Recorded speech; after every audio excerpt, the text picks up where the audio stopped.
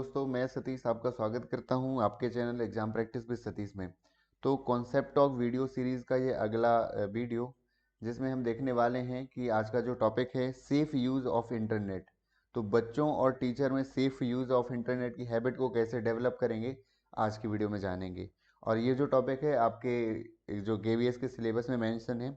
और ये जो हमारी वीडियोस हैं कॉन्सेप्ट टॉक की, तीनों ही एग्ज़ाम जो कि PGT, TGT, PRT तीनों में इक्वल रूपी से ये बिल्कुल एलिजिबल हैं और आपको बिल्कुल पढ़ने चाहिए ये, ताकि आप अच्छा से अच्छा स्कोर कर सकें।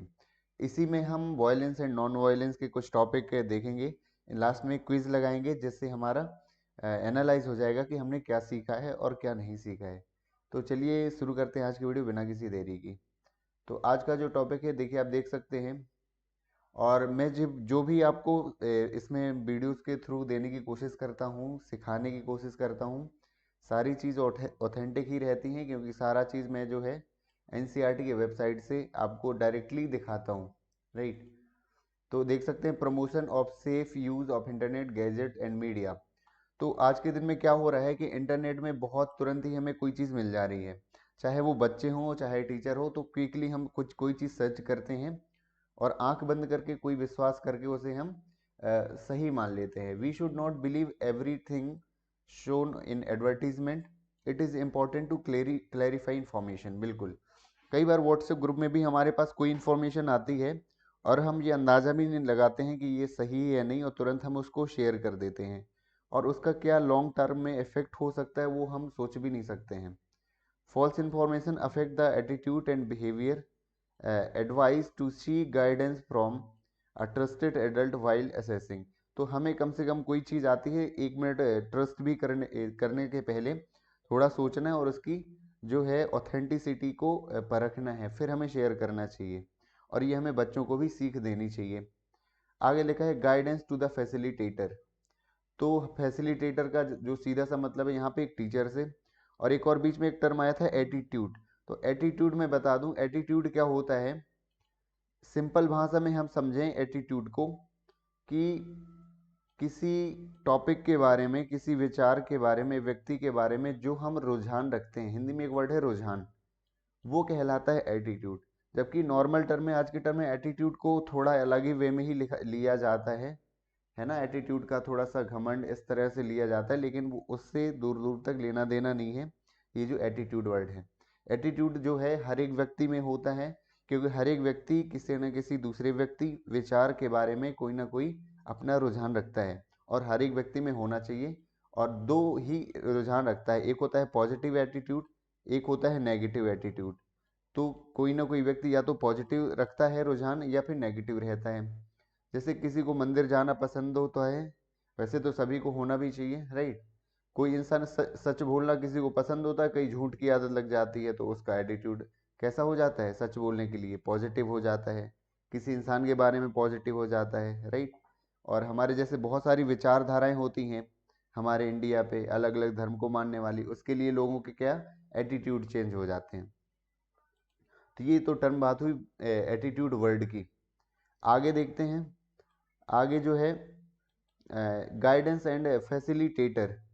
तो तो इसको हम समझते हैं कि गाइडेंस टू द फैसिलिटेटर, जो कि टीचर जो है, टीचर के लिए गाइडेंस, टू द फैसिलिटेटर और बच्चों के लिए गाइडेंस जो है। तो need there is a need to develop the ability to discriminate between positive and negative message. जो पॉजिटिव मैसेज आते हैं, नेगेटिव मैसेज आते हैं, कई बार किसी कम्युनिटी के लिए कोई गलत मैसेज आ जाता है और वो हम तुरंत फॉरवर्ड कर देते हैं, जो कि एक बहुत बड़ा नेगेटिव इफेक्ट दे सकता है। आप भी उस चेन के हिस्सा हो सकते हैं जो कोई बात फैलाई गई है एक किसी समाज में रॉन्ग मैसेज देने के लिए। तो आपको हमें भी ये समझना है और बच्चों को समझाना है कि बहुत एक बड़ा गैप होता है रील एंड रियल में। आजकल एक बड़ा टर्म है कि रील जो वास्तविकता है, और जो रील है जो दिखाया जाता है एडवर्टाइजमेंट, ये सब में, इसमें बिग बिग डिफरेंस होता है। ये हमें सीखना है और बच्चों को भी बताना है। और all of us only have limited number of hours. दिन भर में हमें बहुत कम टाइम होता है और उस टाइम में हमें बहुत सारे वर्क होते हैं जो टाइम मैनेज करना होता है with parents and so on, बहुत सारी चीज़ें। तो हमें क्या ज़रूरी होता है, एक टाइम डायरी बनाना ज़रूरी होता है, जो कि हम बनाते भी हैं, पढ़ाई के दौरान भी बनाते हैं। और जो मैनेजमेंट का कोर्स करते हैं या जिनका टाइम मैनेज नहीं हो पाता है, वो कोशिश करते हैं टाइम मैनेज करने की, एक टाइम टेबल बनाने की। फॉर एग्जाम्पल एक एग्जाम्पल दिया हुआ है कि एक न्यूज़पेपर का हम टाइम लगा सकते हैं 15 मिनट के लिए, और म्यूज़िक सुनने के लिए सुबह, और लीव टू स्कूल ये सुबह सुबह, क्योंकि ये हमारा जो आधे घंटे का मॉर्निंग का टाइम रहता है जिसमें म्यूजिक सुनना, न्यूज़पेपर सुनना है ना, न्यूज़पेपर पढ़ना, रेडियो। तो ये यदि हम आधा घंटा कर लेते हैं, एक माइंड फ्रेश हो जाता है। और क्या हो जाता है, हमें काफ़ी न्यूज़ें जो हैं, न्यूज़ भी एक हमें ऑथेंटिक ही देखनी चाहिए, क्योंकि न्यूज़ में कई बार क्या होता है कि न्यूज़ पढ़ क्योंकि कोई कोई न्यूज़ पढ़ लेता है वही 15 मिनट में, कोई न्यूज़ पढ़ पाता है उसी को आधे घंटे में। तो डिफरेंस ये होता है कि जो होता है कोई फर्स्ट पेज और जो स्पोर्ट न्यूज़ होता है वही इंपॉर्टेंट होता है पूरे न्यूज़पेपर में, तो वो हमें ज़्यादा टाइम उसी को देना चाहिए, right. Draw draw the time table in your notebook, ये सारी चीज़ें आपको जो कि पहले से ही पता है। Do you think you devoted enough time to physical activities, क्योंकि कई बार हमें दिन भर में हम क्या करते हैं हमें खुद ही नहीं पता रहता है, तो टाइम टेबल बनाने से हमें पता चल जाता है कि एक्यूरेट हम किसको कितना टाइम दे रहे हैं, हम अपनी स्टडी को कितना दे रहे हैं, स्कूल को कितना दे रहे हैं, एंड फिजिकल एक्टिविटीज़ अपनी हॉबी को कितना टाइम दे रहे हैं। चलिए अब देखते हैं एक नया टॉपिक, वॉयलेंस एंड हैरासमेंट।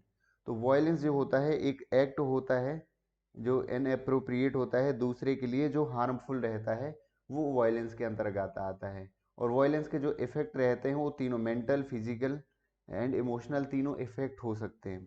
और वॉयलेंस को सिर्फ हम फिजिकल नहीं मानते हैं, क्योंकि यदि कोई फिजिकली ही होना वॉयलेंस के अंतर्गत नहीं आता है, क्योंकि हमारे पहले से एक मिसकंसेप्शन है कि सिर्फ एक फिजिकल होना, लड़ाई होना वॉयलेंस कहलाता है।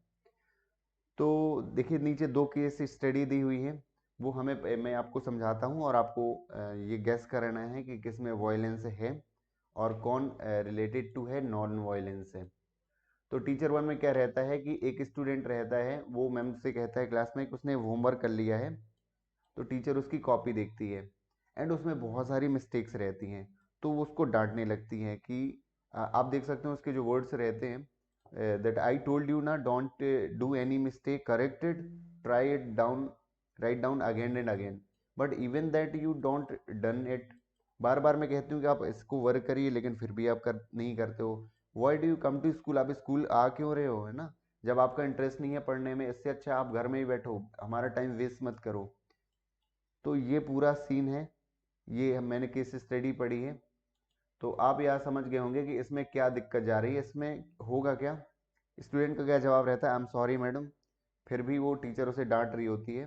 देन आपको पता करना है कि ये वॉयलेंस के अंतर्गत आएगा या नहीं आएगा, क्योंकि एक टीचर ने कितने र्यूडली तरीके से डांटा हुआ है, जो कि उसको एक गलत इफेक्ट डालेगा। हो सकता है अगली बार से वो काम करने से बचे, है ना, या फिर वो कोई क्वेश्चन पूछने से बचे टीचर से। तो ये वाला एक्ट जो है, क्योंकि मेंटली लेवल पर गलत इफेक्ट डालता है, ये वॉयलेंस के अंतर्गत आता है, ये वाला जो सीन हुआ है अभी। अब सीन टू है, यहाँ पर सेम चीज़ ही हो रही है कि सार्थक जो है आता है और टीचर तुरंत ही पूछती है are you happy, so he reply yes ma'am I am happy. तो ये टीचर पूछती है कि you have completed your class work, और दिखाती है। लेकिन उसका इस बार जो तरीका रहता है कहने का कि मतलब बहुत अच्छा आपने लिखा है, क्लीन एंड क्लियर है, वेरी गुड, बट कुछ स्पेलिंग जो करेक्ट नहीं है, राइट, और फ्यूचर में आप उसको ठीक कर लेना, है ना, बाकी बढ़िया है, बाकी otherwise is good. And today's work have you completed, you completed, बस बाकी वो बैठ जाता है। तो स्टूडेंट क्या कहता है, thank you for help and thank you, go and do it. तो ये जो दूसरा सीन रहा है ये नॉन वायलेंस है, सीधा सा दिख रहा है, और यहाँ पे बच्चा इनकरेज हो रहा है, मोटिवेट हो रहा है फ्यूचर में और इम्प्रूव होने के लिए, राइट। तो ये चीज़ें हैं आपको हो सकता है बहुत सिंपल लग रही हूँ और है भी, बस ये समझने की ज़रूरत है कि हम हमारे जो क्वेश्चन एग्जाम में होंगे, कुछ क्वेश्चन इसी बेस पे आएंगे कि कौन सा वॉयलेंस है कौन सा वॉयलेंस नहीं है, या फिर ऐसा क्वेश्चन आ सकता है टीचर का किस तरह का बिहेवियर होना चाहिए एक स्टूडेंट के लिए। तो जब आप इस तरह की केस स्टडी पढ़ोगे और कुछ टॉपिक्स पढ़ोगे, उससे आपकी डीप में इसमें समझ बन पाएगी कि कैसे क्वेश्चंस को डील करना है, कैसे एलिमिनेट करना है, राइट। अब लास्ट में मैं आता हूँ इन क्वेश्चंस की ओर, जो है हर एक क्वेश्चन में पूछा गया है वॉयलेंस है या नॉन वॉयलेंस है, और आपको बताना है कि वॉयलेंस नॉन वॉयलेंस में क्या है। First question, Radha make a mistake in her homework, teacher calls her stupid. यहाँ पे टीचर उसे बार बार स्टूपिड कह रहा है क्योंकि वो बार बार मिस्टेक कर रही है, तो ये वॉयलेंस के अंतर्गत आएगा, क्योंकि ये बच्चा जो है इस पे गलत इफेक्ट डालेगा। और कोई आपको आंसर भी यही लिख के आना है यदि आपके पेपर में आता है, क्योंकि जिसने ये टॉपिक नहीं पढ़ा, क्योंकि कुछ वेबसाइट बता रही हैं कि वॉयलेंस जो है फिजिकल कोई एक्ट कहलाता है वॉयलेंस, बट ऐसा नहीं है। ये मैंने एनसीईआरटी के सोर्स से लाया हुआ है, और टीचर्स को जो ट्रेनिंग दी जाती है उसमें भी ये बताया जाता है कि कोई ऐसा एक्ट जो हार्मफुल होता है मेंटल लेवल पे, फिजिकल लेवल पर और इमोशनल लेवल पर, तीनों ही फॉर्म पे, वो वॉयलेंस के अंतर्गत आता है। आगे देखिए, अली का जो फ्रेंड है उसका मजाक उड़ाता है, क्योंकि और जब वो उसके पास से कमेंट करता है गर्ल्स पर, तो ये भी एक वॉयलेंस पर आता है, आएगा। Sonu mother beats him because a book gets torn, जब फिजिकल आ गया तब तो और ज़्यादा आएगा, क्योंकि बच्चा बुक को पेज फाड़ देता है, इसलिए ये वॉयलेंस के अंतर्गत आएगा। अगला क्वेश्चन देखिए, boys start whistling when they see girls, girls को देखते हैं बॉयज सीटी बजाने लगते हैं, तो ये वॉयलेंस के अंतर्गत आएगा, क्योंकि ये नेगेटिव इफेक्ट डालता है, ये टीज करना कहलाता है। A father help his child to study, अब ये तो आप सिंपल है, कोई फादर जो है बच्चे की हेल्प करा स्टडी में, तो ये सीधा सा नॉन वायलेंस में आएगा, है ना, क्योंकि स्टडी करते टाइम बच्चे में कुछ कमियां होंगी तो वहां पे वो वायलेंस नहीं होगा, वो नॉन वायलेंस तरीके से हैंडल करेगा, जो कि गांधी जी का तरीका है, आप जानते होंगे। आगे, neighbours tease Rupesh because he help with the household chores, neighbourhood जो है रुपेश को क्या करता है, परेशान करता है, क्योंकि घर के कामों में मदद कर रहा है रुपेश, क्योंकि एक मिसकंसेप्शन समाज में बन गया कि लड़के जो है घर का काम नहीं कर सकते। हालांकि अभी ऐसा नहीं है, जो लड़के बाहर जाते हैं, पढ़ने जाते हैं, बाहर रहते हैं, भरपूर काम करते हैं पूरा। तो यहाँ पे ये क्या है, वॉयलेंस के अंतर्गत आएगा। A big boy pushes a smaller boy while playing, अब लड़का खेल रहे होते हैं, एक बड़ा लड़का है वो पुश करता है। अब यहाँ पे देखिए कहीं ये मेंशन नहीं है कि किसी खेल में गलती से हो गया पुश या वो, क्योंकि इंटेंशनली कहलाता है वॉयलेंस, यदि इंटेंशन नहीं है और कोई फिजिकल एक्ट हार्मफुल हो गया तो वो वॉयलेंस में नहीं आएगा, राइट, क्योंकि इंटेंशनली नहीं था, तो ये क्या हो जाएगा, पुश करता है, ये वॉयलेंस के अंतर्गत आएगा, ये इसका बी वाला आंसर सही रहेगा। आगे देखिए, a mother help her daughter to get ready, अब एक मम्मा क्या करती हैं, बच्चे की हेल्प करती हैं रेडी होने में, तो ये क्या आएगा, ये हिंसा में आएगा कि अहिंसा में आएगा, तो ये किस में आएगा, नॉन वायलेंस में आएगा। एक ट्यूटर है, एक जो ट्यूशन देता है, वो टचेस जेम्स इन अप्रोप्रिएटली, वो गलत तरीके से टच कर रहा है, तो ये वॉयलेंस के अंतर्गत आएगा, क्योंकि ये मेंटल और इमोशनल लेवल पर अफेक्ट डालेगा, और जो कि सही नहीं है। An adult person show vulgar photograph, गलत कोई फोटोज दिखाता है एक एडल्ट पर्सन किसी एक बच्चे को, जो उसके मेंटल लेवल पर गलत इफेक्ट डालेगा, और ये वॉयलेंस के अंतर्गत और हैरासमेंट के अंतर्गत आएगा। आपको मैं बता दूं, एक एक्ट है पोस्को, पोस्को एक्ट को मैं अलग से भी समझा दूंगा एक कॉन्सेप्ट ऑफ वीडियो के अंतर्गत कि क्या है पोस्को एक्ट। तो ये चाइल्ड केयर के लिए एक एक्ट बनाया गया है, पोस्को एक्ट, है ना। आगे, a child does not like the way a neighbour touches him her, तो ये वॉयलेंस के अंतर्गत आएगा। The girls in her class make fun of Komal because she has short hair, एक कोमल है लड़की, उसके बहुत छोटे बाल हैं, इसलिए बाकी क्लास की गर्ल्स उसका मजाक उड़ाती हैं, तो ये भी वॉयलेंस के अंतर्गत आएगा। तो इस तरह के कुछ कुछ सिंपल क्वेश्चन थे। आई होप आपका एक कॉन्सेप्ट डेवलप हुआ होगा सेफ यूज ऑफ इंटरनेट के ऊपर और वॉयलेंस और नॉन वॉयलेंस के अंतर्गत। तो आपको ये वीडियो हमारी कैसी लगती है, ज़रूर हमें कमेंट में बताइए, और मैं आपके लिए कुछ पिक्चर्स आपको शो करूँगा जिसमें हम सीखेंगे कुछ नई चीज़ें। तो आप देख सकते हो कि इसमें लिखा है what is violence and definition of violence, type of violence. तो ये बहुत सारे वॉयलेंस है, देखिए अब सेक्सुअल होता है, physical, emotional, psychological, spiritual, cultural, domestic violence, बहुत टाइप के होते हैं वॉयलेंस, सिर्फ फिजिकल को हमें नहीं मानना है। और ये देखिए डोमेस्टिक वॉयलेंस जो है मेंटल हेल्थ को किस तरह से असर करता है, और डोमेस्टिक वॉयलेंस जो घरेलू हिंसा है, ये मैंने अलग से पिछली वीडियो में बताया हुआ था, और अभी भी, कि बच्चों को हमें इसके बारे में इनकरेज करना है, और पेरेंट्स मीटिंग में पेरेंट्स को भी करना है इंक्रेज, जैसे physical violence, beating, slapping, hitting, biting, kicking, punching, pushing, ये सारी चीज़ें यदि घर में होती हैं वो इफेक्ट डालती हैं बच्चे पर प्लस अदर मेंबर्स पर, जो कि नहीं होनी चाहिए, राइट, क्योंकि वायलेंस किसी भी प्रकार से एक्सेप्टेबल होनी भी नहीं चाहिए।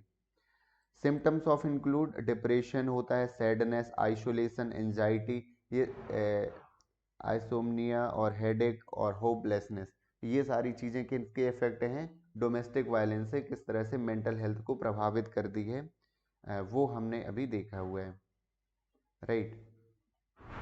तो आपको ये हमारी वीडियो कैसी लगती है और आप आज आपको ये कॉन्सेप्ट की वीडियो किस तरह लगी? हमने इम्प्रूव करने की कोशिश करी है हमारी वीडियोस को, और आपके यदि कमेंट और भी आते हैं आपको बता सकते हैं कमेंट में कि हम आगे किस टॉपिक पर आपको वीडियो चाहते हैं और क्या आपसे नहीं बन रहा है, आप ज़रूर कमेंट करिए, है ना। और इसके लिए हम नया चैनल बना रहे हैं, तो अब तक की जितनी भी सारी हमने जो PDF इसकी है वो हम उस चैनल पर अपलोड कर देंगे। तो अगली वीडियो में हम चैनल की जो है टेलीग्राम चैनल की प्लस इंस्टाग्राम की दोनों की लिंक और नाम जरूर हम मेंशन करेंगे हमारी अगली वीडियो पर। So thank you so much for watching this video. I hope यदि आपको वीडियो पसंद आती जरूर लाइक करिए, अपने शेयर करिए, दोस्तों को शेयर करिए जो KVS की तैयारी कर रहे हैं। और इस बार जैसा कि हमारा कैंपेन है अब की बार KVS पार, तो हम चाहेंगे, मैं चाहूँगा कि जरूर आप जल्दी से जल्दी केंद्रीय विद्यालय संगठन के साथ जुड़िए और हमारे साथ काम करने का कीजिए, बिल्कुल। Thank you so much for watching this video.